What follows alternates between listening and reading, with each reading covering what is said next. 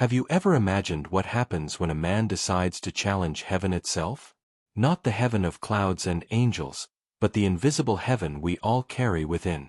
The heaven of inherited beliefs, of comforting promises, of sacred illusions that chain the soul. Friedrich Nietzsche did not fight against God. He fought against the idea of God that man created to hide from his own fear. And by challenging this inner heaven, he awakened something far more dangerous than reason: consciousness. Nietzsche never wanted to destroy faith. He wanted to heal humanity from spiritual dependence. He wanted to free the human spirit from servitude to the divine, and return to man the courage to be the creator of his own destiny. That was his revolution, not a political revolution, nor a scientific one, but a revolution of the soul. The revolution of consciousness that dares to look upward and realize that heaven is not out there. It is within. Since the dawn of time, man has raised his eyes to the sky in search of meaning. There, he saw gods, thunder, and promises. In the heavens, he placed both his hopes and his fears. And thus, while worshipping what was above, he forgot what lived inside. Nietzsche was born in an age when heaven still ruled over everything. The son of a Lutheran pastor, he grew up surrounded by prayers, psalms, and the weight of Christian morality. But even as a child, he felt a silent discomfort. While others closed their eyes to pray, he kept his open, and he saw too much. He saw that faith, while offering comfort, also demanded submission. That salvation, while promising eternity, stole the present. That heaven, while offering forgiveness, taught man to be ashamed of being human. And it was in that open, restless, almost innocent gaze that the first step of his journey was born. Doubt. Doubt, not as rebellion, but as awakening. Nietzsche understood that to doubt is the first act of freedom, because the one who doubts begins to think. And the one who thinks can no longer be a slave. But doubting heaven has a price. For whoever questions the divine must face the void it once concealed. And the void is a mirror, an abyss that reflects the face of the one who dares to look. Nietzsche looked into that mirror and did not turn away. He saw what few can bear to see, that the faith that consoles also imprisons, and that the love of God is sometimes only the fear of life. For centuries, man believed he had to kneel to be worthy. Religion shaped the human soul as a sculptor shapes clay, with beauty, but with pain. But Nietzsche saw that behind every commandment hid a negation. The negation of the body. The negation of desire. The negation of the will to live. He called this the slave morality. The morality of those who, afraid of their own strength, turn it into sin. Of those who fear freedom and invent a God to obey. Nietzsche understood that man created God not out of malice, but out of fear. Because the universe is vast, silent, and man is too fragile to face that silence. So he filled the emptiness with certainties. He invented divine laws, eternal hopes, and celestial rewards, all to endure the abyss of the present. But Nietzsche saw in this a tragic mistake. Humanity had traded the power to create for the comfort of being guided. Man, who could have been an artist of existence, became a servant of promises. Heaven, which should inspire, became command. And fear, disguised as faith, became the foundation of civilization. Nietzsche saw in this a sickness of the soul, a moral fever, an epidemic of submission, and he decided to heal himself from it. Nietzsche did not proclaim "God is dead" as a cry of victory. It was a lament, a tragic and necessary announcement. Because what died was not the sacred, but the illusion. God is dead, and we have killed him. That sentence is not blasphemy. It is diagnosis. Man killed God the moment he turned faith into habit. When he repeated belief without feeling its mystery. When he obeyed but forgot why. Nietzsche knew that by killing God, man did not become free, he became orphaned. Because along with the divine, all certainties, all values, all foundations collapsed. And what remained was nothingness. That nothingness is what Nietzsche called nihilism. The desert that appears when meaning dies. But for him, the desert was not the end. It was the beginning. The desert grows, he said. But it is in the desert that the spirit awakens. Because when there is no longer a heaven to look to, there remains only the journey inward. Nietzsche did not flee the desert. He walked through it, naked, hungry for meaning, but free. Free to create his own sun. Oh, be freed from heaven is harder than it seems. Because heaven, even when invisible, lives within us, in guilt, in obedience, in the need to be forgiven. And when it collapses, man discovers something terrifying. Freedom. Nietzsche saw freedom not as a gift, but as a burden. Because to be free means having no one left to blame. No manual to follow. Only the chaos to face, and the courage to say, "Now, I am the creator." Most people cannot bear that truth. They prefer the comfort of the herd, the safety of dogma, the peace of servitude.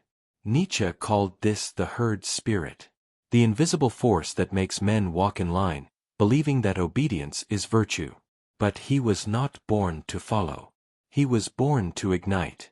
And in igniting illusions, he revealed something that changes everything. Life does not need meaning to be beautiful. The beauty of existence lies in existence itself. In breathing, in creating, in falling and rising again. Meaning is not given. It is invented. And every human being is, in essence, an artist of chaos. Nietzsche did not destroy faith. He transformed it. He turned adoration into creation. Submission into awareness. Guilt into strength. For him, the sacred was not in a distant God, but in the human being who dares to create, to feel, to love, to suffer. He said, "The body is a great reason, because it is in the body, not in the heavens, that the divine manifests. In pain, in pleasure, in passion, in will." This was his revolution. To shift the axis of transcendence. To bring heaven back to earth. To make man the new temple of the sacred. Nietzsche did not want a world without faith. He wanted a faith without fear. A faith in life itself. A love so deep for existence that even suffering becomes part of the dance. He called it amor fati, love of fate. The love that says, yes, even to the inevitable. Because for him, to love what is, exactly as it is the most divine act a human being can perform. The man who loves fate no longer needs heaven. Because he understands that life itself is sacred. Nietzsche believed that by killing the old god, man made room for a new birth. The birth of the Übermensch, the Overman. But the Overman is not a superior being or a savior. It is a symbol. The symbol of the human who creates his own values. Who does not wait for meaning. He invents it. Who does not seek heaven. He builds it with his own hands. The Overman is the one who looks into the abyss and does not tremble. Who understands that chaos is the cradle of creation. Who turns suffering into art, and pain into wisdom. Nietzsche believed that humanity's destiny was to become a living art form. Not a static painting, but a symphony in motion. For to live, for him, was to create. And to create was the highest form of worship. The new man would dance over the ruins of the old world. Not with mockery, but with love. Because he would understand that everything that collapses is part of the greater construction of being. Nietzsche did not defy God, he defied the fear of being free. He defied the human addiction to seek outside what has always been within. He defied the heaven that enslaved the soul. And in doing so, he became the symbol of the most dangerous revolution of all. The revolution within. His madness was not a disease, it was consequence. The consequence of having gone too far in lucidity. Of having looked directly into the sun of truth without blinking. But even blind, he left us a torch still burning. The courage to think. To doubt. To create. To love fate. Nietzsche is the man who reminds us that heaven is not meant to be adored. It is meant to be understood. And perhaps true heaven begins the moment we stop searching for it. Nietzsche said that the heaviest chains are not made of iron, but of belief.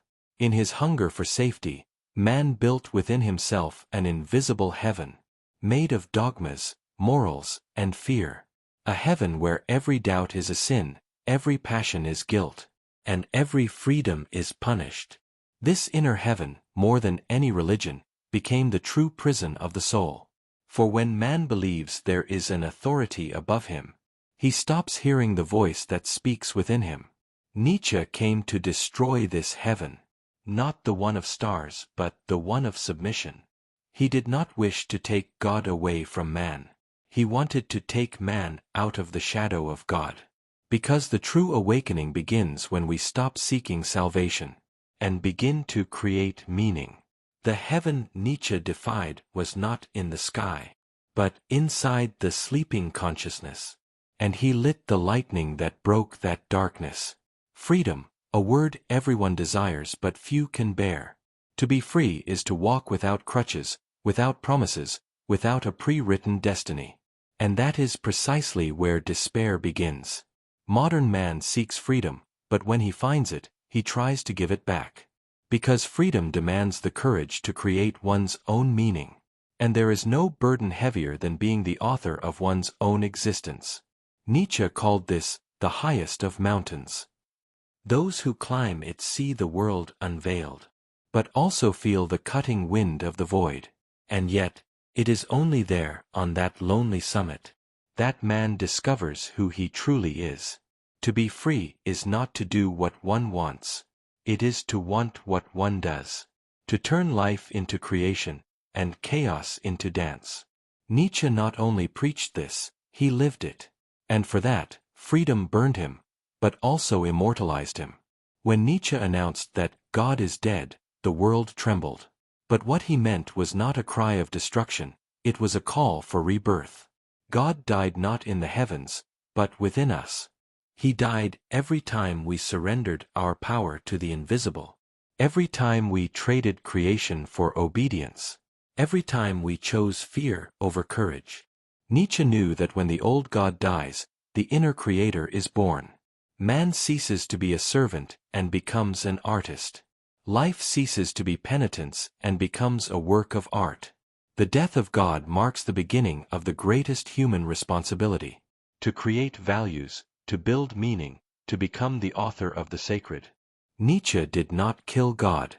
He returned the divine to the human heart. And that is why his philosophy is not the end of faith. It is the rebirth of spirit. Nietzsche said, one must still have chaos within oneself, to give birth to a dancing star. For him, chaos was never the enemy, it was the origin. Chaos is the womb from which all creation is born. But humanity has always longed for order, predictability, control. And it is precisely that which prevents it from blossoming. Chaos does not destroy, it reveals. It uncovers what was hidden behind masks. What fear tried to silence. What obedience buried. Nietzsche plunged into that chaos and emerged with the most dangerous vision of all. That there is no salvation without disorder. No creation without collapse. No awakening without pain. Because the human spirit only transforms when the ground disappears, and still chooses to keep walking. In the end, Nietzsche was not only the man who defied heaven, he was the man who became the sun. He understood that the true revolution does not happen in nations, but in consciousness.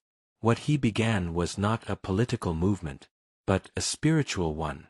The revolution of consciousness is the moment when man ceases to be a herd and recognizes himself as creator. It is when he perceives that the divine does not watch him, it inhabits him, that the heaven he sought was always within. Nietzsche left us this call: illuminate yourself, create your own horizon, and burn with the intensity of your own light. For the man who becomes the sun no longer fears the dark. He understands that darkness is only the interval between two gleams, and thus is born the new human, not kneeling before heaven, but standing before infinity. Nietzsche realized that guilt is the most efficient mechanism of control ever created. For centuries, Humanity was taught to fear its instincts, its desires, its own nature. And thus, man became his own enemy. Guilt was the cement of moral civilization. It kept bodies kneeling and minds domesticated. But Nietzsche cried out against it. There is nothing noble in hating what makes you alive. The man who defied heaven was, above all, the one who dared to forgive himself. Because one who forgives himself can no longer be controlled. One who abandons guilt finds original innocence. That which existed before sin, before morality, before fear.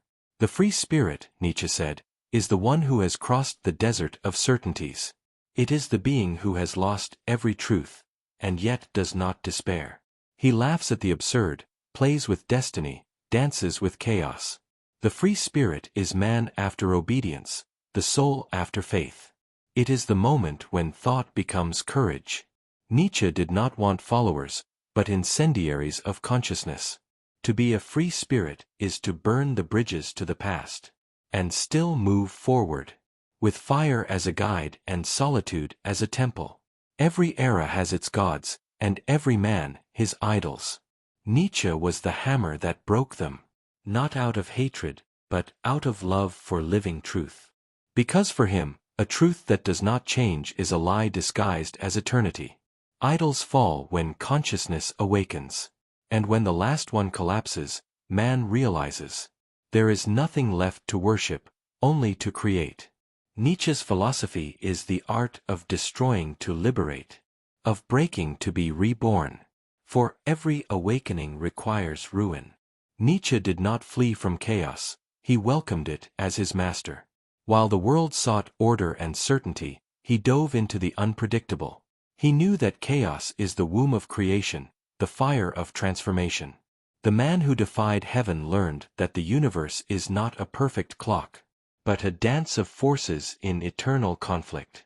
And in that clash of opposites, beauty is born. The soul that opens to chaos discovers that the abyss is not the end, but the passage to the infinite within. Nietzsche did not seek comfort, he sought intensity. And only those who embrace chaos can dance with eternity. Nietzsche saw time not as a line, but as a circle. He called it the eternal return. Every gesture, every choice, every love, every pain, all return, endlessly. The challenge is to live in such a way that one would wish to relive everything again. That is the supreme test of the awakened soul. To love life so deeply that one would want to repeat it eternally. Nietzsche invites us to live without regret, to turn each instant into eternity. Because whoever says yes to the present, says yes to the infinite. For Nietzsche, to love fate is the boldest act of the spirit. It is not about accepting what happens with resignation, but about celebrating the inevitable as part of the art of existence itself. Amor fati is the opposite of hope. Hope waits. Love acts. It transforms misfortune into strength, loss into wisdom, error into melody. It is the wisdom of those who understand that everything is necessary, even pain. To love destiny is to become invincible. Because one who loves what is already at peace. Nietzsche did not kill God, he freed him. He liberated the divine from the prisons of churches and returned it to the human heart. The true God, he said, is not beyond, but within. Not in the heavens, but in the depth of consciousness. He dwells in every creative act, every act of courage, every yes to life. When man awakens to this, he becomes the temple of his own being. The man who defied heaven is the man who discovered. There is no distance between the human and the sacred, only forgetfulness. And remembering who we are is the greatest miracle. Nietzsche did not go mad, he crossed the line that separates reason from infinity. His mind was a battlefield between the human and the divine, between thought and silence. He was consumed by the intensity of what he saw. But perhaps, in that collapse, he touched what no philosopher ever dared to reach. Because there is a point where thought dissolves into vision, and the self vanishes before the eternal. Nietzsche crossed that point, and on the other side, he found silence. The man who defied heaven was not defeated by madness. He was transfigured by it. Nietzsche died, but what he awakened could not die. His thought is a dawn that has not yet finished rising. He planted in every restless mind a seed of fire, and that seed grows in every soul that dares to doubt, in every human who chooses consciousness over comfort. Nietzsche did not found a religion, he founded freedom. And that freedom still echoes in all those who have the courage to look within and say, I am the creator of my own light. Nietzsche never sought to destroy heaven, he wanted to reveal that the true heaven lies within us. The man who defied heaven did not raise weapons against the divine, but dared to look inward and ask, what heaven am I afraid of? The one above me, or the one I built inside myself? Because the most oppressive heaven is not the one of stars, but the one made of beliefs that imprison the spirit. Nietzsche understood that man carries both heaven and hell within his own soul, and only when he dares to confront this inner heaven, made of guilt, fear, and submission, does true liberation begin. To defy heaven is to free oneself from the idea that we need to be saved. It is to understand that paradise is not a destination, it is a state of awakened consciousness. Nietzsche saw in the fall a form of ascension. He said that man must learn to fall, not as defeat, but as part of flight. The fallen angels are not cursed, they are courageous. They are those who chose the risk of freedom over the safety of obedience. Nietzsche's philosophy is the redemption of the fall. Because every time we fall and rise again, the soul understands something heaven never taught, that the meaning of life is not to remain untouched, but to transform scars into wings. And thus, the man who defied heaven becomes the one who learns to fly without angels. When Nietzsche announced the death of God, the world trembled. But what he truly meant was that God's silence is the invitation for consciousness to be born. As long as we believed that meaning came from above, we lived as children waiting for orders. But when heaven falls silent, something new begins to speak. The inner voice, the creative spark, the free spirit. Nietzsche understood that divine silence is not absence. It is transition. It is the moment when man realizes he must create his own meaning. The silence of God is the echo of our awakening. Modern man killed his gods, but raised new idols: progress, science, reason. Nietzsche looked at them and saw the same illusion, the need for safety, control, certainty. But life, he said, cannot be controlled. Life is mystery, dance, risk. The last idol to fall is not the religious one. It is the pretense of understanding everything. Nietzsche invites us to something greater than knowledge: wonder. Because the true sage is not the one who explains, but the one who marvels. And when man rediscovers wonder, he finds the sacred in everything. Nietzsche knew that all deep light is born from the abyss. Thought, when it is true, hurts. Consciousness, when it awakens, burns. He descended into the depths of the human soul and returned with his hands on fire. And every sentence he wrote is a spark of that flame. The light of the abyss is not gentle. It blinds before it illuminates. But only it reveals what is real. The man who defied heaven is the one who learned to walk through fire, without being destroyed, turning pain into lucidity, loneliness into wisdom, finitude into creation. Nietzsche did not preach resignation, he preached dance. Before the inevitable, he did not kneel, he spun. He understood that resisting destiny is to waste life, but dancing with it is to transform it into art. Amor fati, the love of fate, is not passive acceptance of what happens. It is saying yes to the totality of existence. The man who defied heaven is the one who looked the universe in the eyes and said, I love you, even when you destroy me. Because to love destiny is to understand that every pain is a verse, and every loss, a note in the cosmic song we call life. Nietzsche believed that the future of spirituality would no longer reside in temples, but in creative consciousnesses.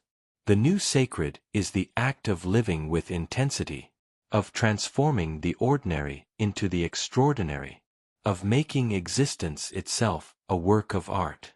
For him, life is the altar, the body is the temple, and the instant is eternity.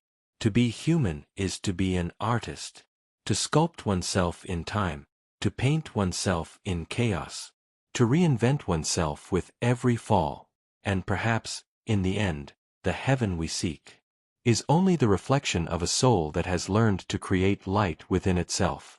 Nietzsche faced the absurd, and smiled. He knew that to laugh at the tragic is the final stage of wisdom. Laughter is the triumph of the spirit over fear. It is the music of a being who has understood the beauty of the inevitable. The man who defied heaven did not wish to destroy the divine. He wished to laugh with it. Because laughter, for Nietzsche, is the sound of a free soul. It is the moment when man ceases to be a servant of eternity, and becomes a companion of infinity. Nietzsche said that the free spirit no longer needs dogmas to breathe. While ordinary men seek air in beliefs, the free spirit breathes in the void. He feeds not on promises, but on presence. He does not need heaven, because he found infinity in the moment. The free spirit walks lightly, not because the path is easy, but because he no longer carries the weight of guilt. He has turned the burden of existence into music, and now, every step is a rhythm, every breath, a silent prayer to the mystery of being. Nietzsche believed that the free spirit is not the one who denies God, but the one who understands that the divine is in everything, even in silence, even in pain, even in nothingness. Nietzsche sensed that humanity stood on the verge of transfiguration. The old gods had died, but new ones had not yet been born. We live in the interval between worlds, the twilight of idols and the dawn of consciousness, and it is in this interval that man feels the void. But that void is not punishment, it is invitation. It is the call for human beings to become creators. The last breath of the gods echoes within us like an ancient memory. Now, it is your turn. Nietzsche said that every man is a bridge between the animal and the divine, between fear and fire. And this crossing is the true meaning of life. To create the new, even when everything falls apart. Nietzsche did not fear chaos, he revered it. For him, chaos was the cradle of clarity. The man who flees chaos flees from himself. But he who faces it discovers the secret of the universe. That order is not the opposite of chaos. It is its child. Chaos is the womb of creation, the fertile soil of consciousness. And the man who dares to walk through that burning desert finds, at the center of the fire, a light that does not burn. That light is lucidity. Nietzsche believed that only the spirit that has faced chaos can understand the value of harmony. For true peace is not the absence of conflict. It is the dance between opposites. And the man who understands this no longer seeks to escape life, but to illuminate it from within. Nietzsche saw love not as a feeling, but as a cosmic force, the impulse that sustains the universe. To love, for him, is to affirm being, even in the face of suffering. It is to look at the tragic and say, yes, you too are part of me. The tragic heart is the lucid heart, the one that knows all things pass, and yet still loves. Nietzsche understood that true love does not seek eternity. It celebrates the moment, because eternity lives in every instant fully lived. To love the world despite pain is the greatest act of spiritual rebellion.